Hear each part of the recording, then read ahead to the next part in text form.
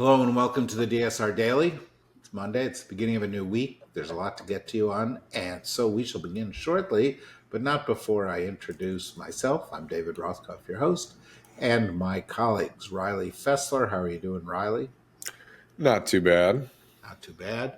And Minna Stein. How are you today, Minna? I'm okay. How are you? Good. Well, it's Monday morning, and it's a new era. Neither of those things make it easy. But perhaps, Minna, you have a story that can ease us into the week, or no. I don't. Ease is maybe not the word that I would use, but What do you got? Where are we starting this week? we'll jump right into it. Under pressure from steep tariffs threatened by President Trump, Colombian President Gustavo Petro agreed to allow U.S. military planes to deport migrants into Colombia after initially blocking flights due to concerns over inhumane treatment. The standoff sparked a heated exchange between the two leaders, with Trump imposing economic sanctions and Petro retaliating with threats of tariffs on U.S. imports. The White House announced it would hold sanctions in reserve after Petro agreed to accept the flights, emphasizing compliance with U.S. terms. Petro criticized the U.S.'s economic dominance but ultimately yielded, citing a commitment to guaranteeing deportees' dignity. Oh boy, where do we begin in this? The U.S. is beginning its quote mass deportation programs. I think the first thing you need to do is you need to put that in some perspective.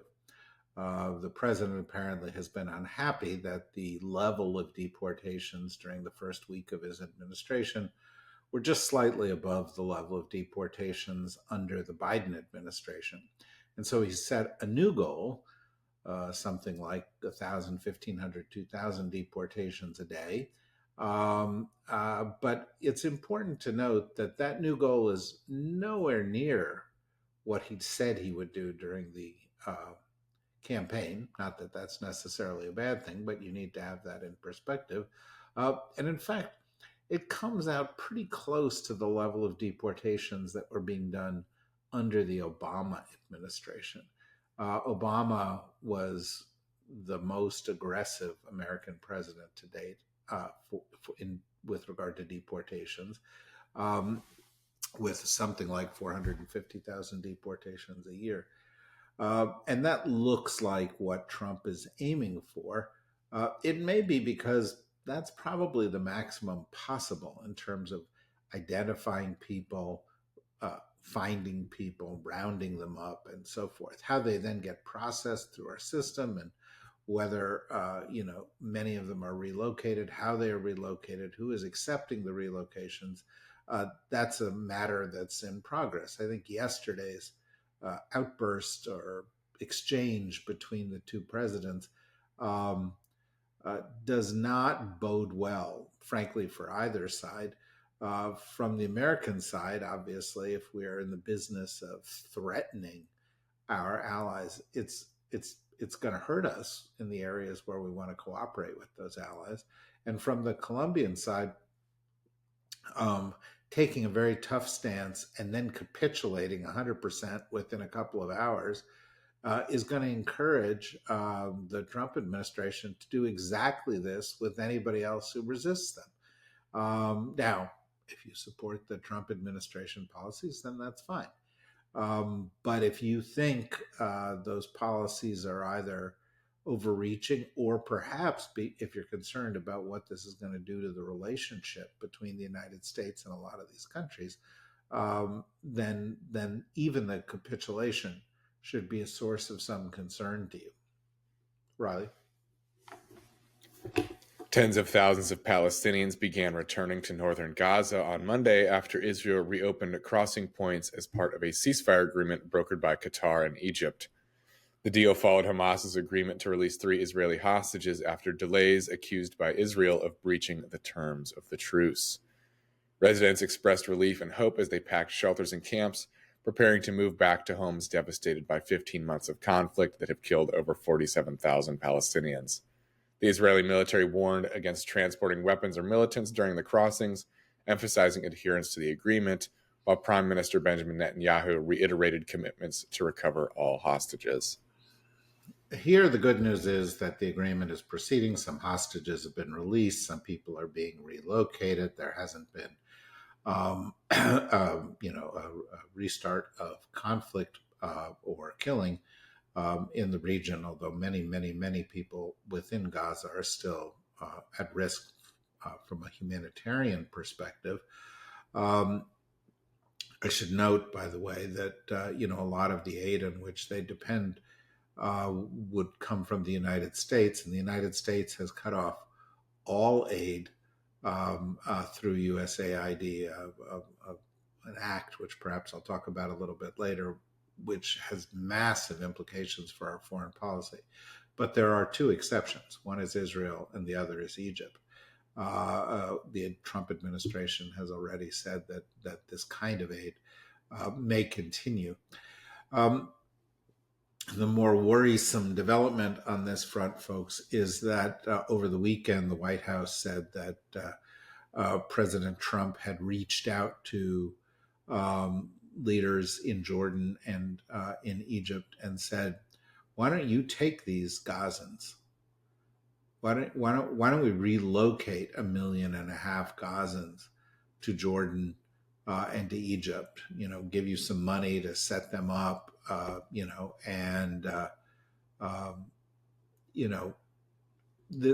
get them out of Gaza altogether." There's a word for this. The word is ethnic cleansing.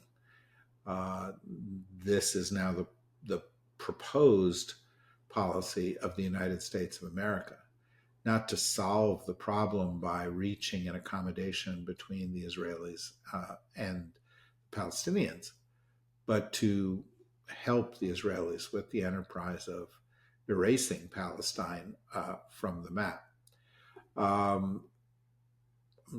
think most experts that I talk to think the likelihood of this plan working will also be low. It's been a proposal that's been around for a long, long time. But it certainly explains one of the core differences between the approach of the prior administration and this administration. And if you were one of those who voted, against Biden because you deplored his policies at Gaza, and frankly, I deplored his policies in Gaza, I totally understand it. You are now being confronted with a reality that is perhaps more disturbing, and that's saying something given the 47,000 deaths that Riley was just speaking of. Minute. President Trump signed an executive order to revamp FEMA, creating a task force to review the agency's disaster response and recommend changes.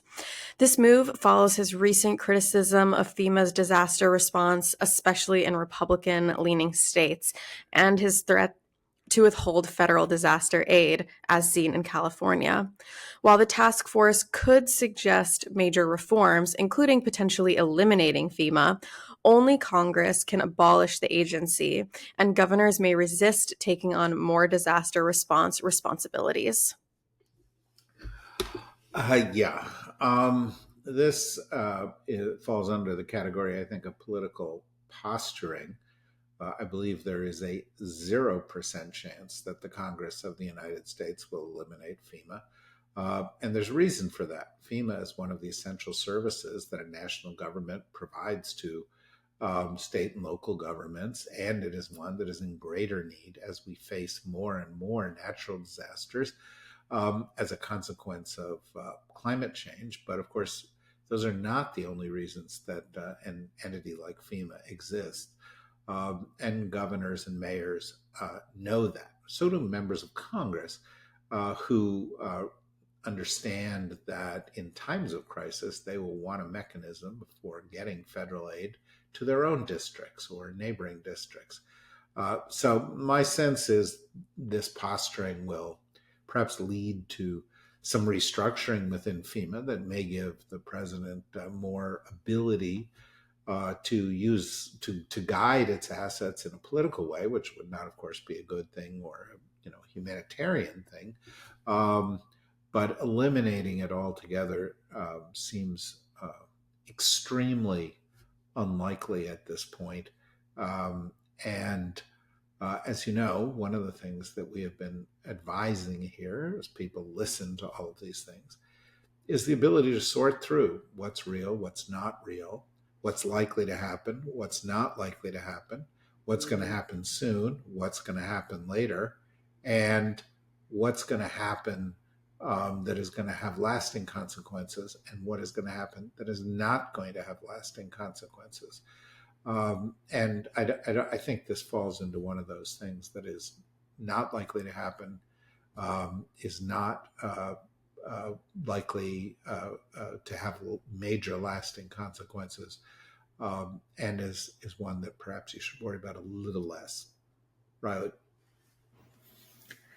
Chinese AI app DeepSeek has surged to the top of Apple's App Store in the US, UK, and China, surpassing ChatGPT and other competitors since its January launch.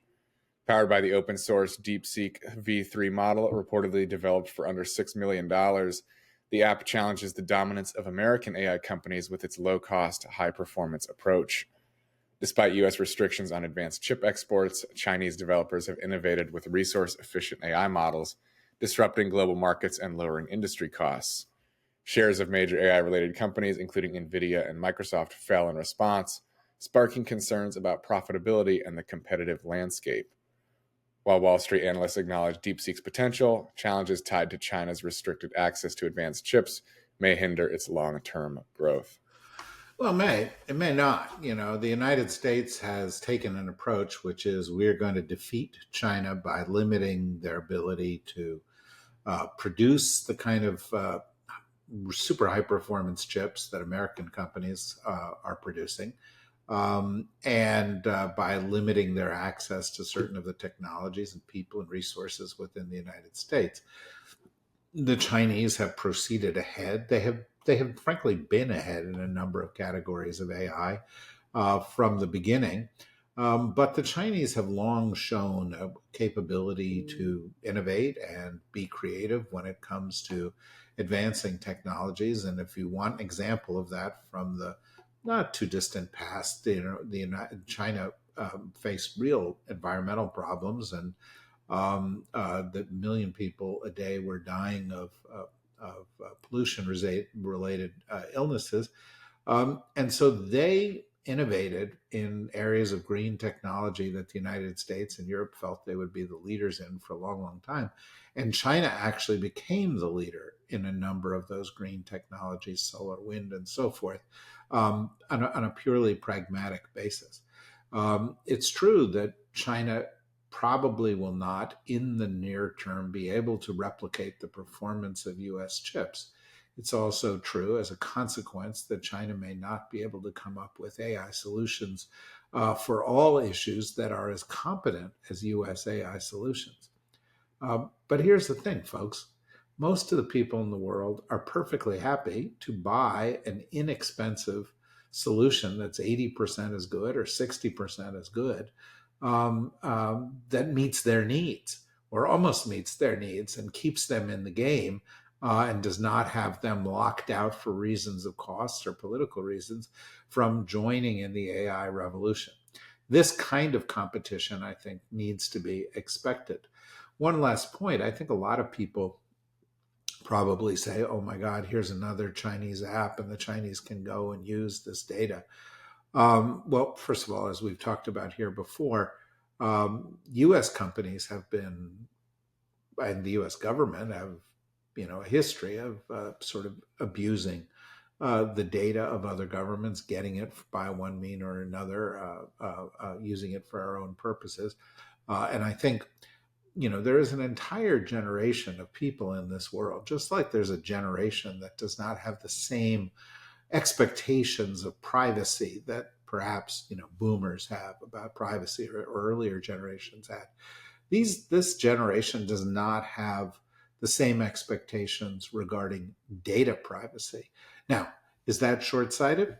Maybe it's short-sighted.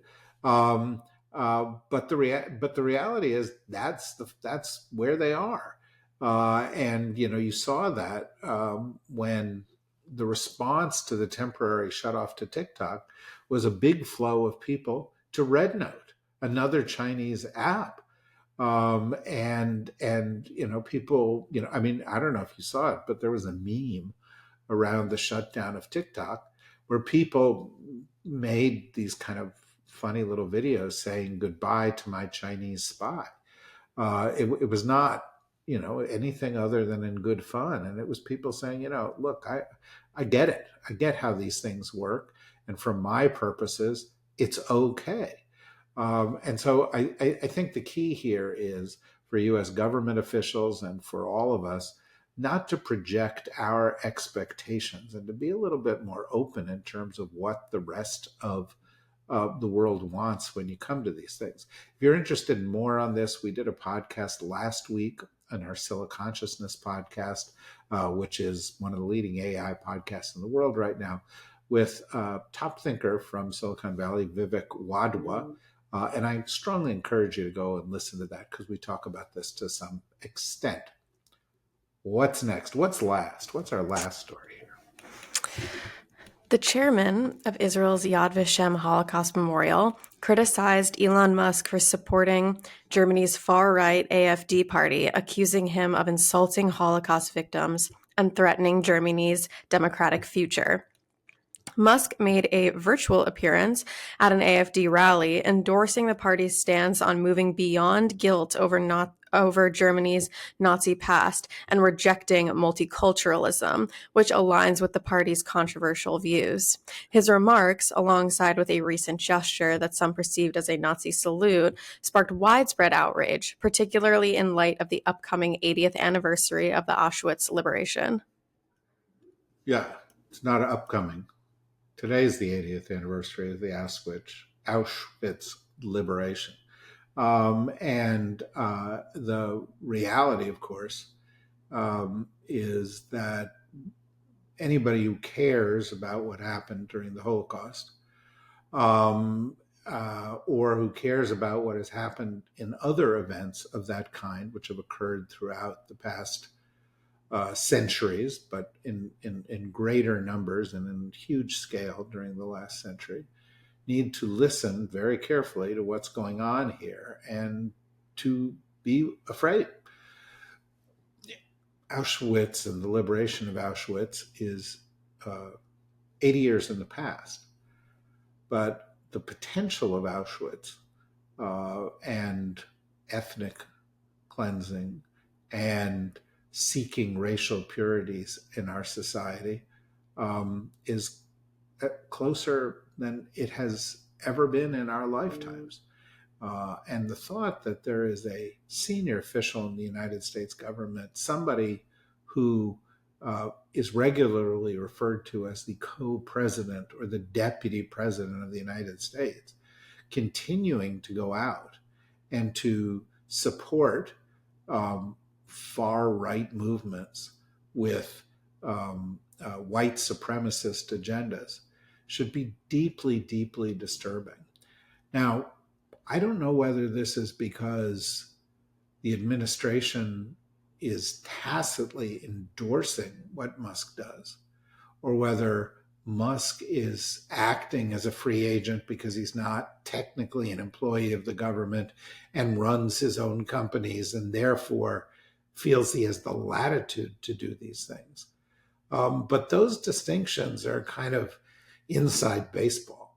The rest of the world is going to see this as the guy closest to the US president supporting neo-Nazis. And this administration is, I think, going to have to come to grips with that. And I think they're going to have to stop Musk from doing this, because I think the level of damage that will be done by this kind of behavior is, enormous in a political sense, but worse than that, if it leads to more of these groups, and these groups ultimately begin to act on their policies, and we're able to see what that means in different places. We've talked about Gaza, we've talked about the United States. There are groups like this across Europe at the moment. We've seen what it does with Russia. We've seen how the Russians treat Ukrainians and Ukrainian culture, etc. This is very precarious, and I think it's completely appropriate that on the 80th anniversary of the liberation of Auschwitz, that we consider this behavior, and then we speak out and we say what is morally repugnant to us. As we all know, one of the reasons that Auschwitz came to pass was because people didn't do that. They just went along. They said it couldn't be this bad. It wouldn't be this bad. My own family lost 40 people in the Holocaust, and unfortunately, my grandfather's family came from a place just down the road from Auschwitz. In fact, a couple of my great aunts had the misfortune of living in the town that is known as Auschwitz in Poland, which was the home of Auschwitz. And of course, they were immediately rounded up and among the first to die there. So this is not abstract. This is not abstract. This is not the far past. This is not some black and white photo or Steven Spielberg movie that you've seen. This is a reality in our own lives. And if your background isn't like mine, but you're from Rwanda, you know it's a reality. If you're from Gaza, you know it's a reality. If you're a Rohingya and you've been targeted in Myanmar, you know it's a reality. If you've lived in Central Africa and you've seen the other kinds of conflicts that have had ethnic cleansing as part of them, you know it's a reality. If you're Bosnian, you know it's a reality. This is a reality of our time.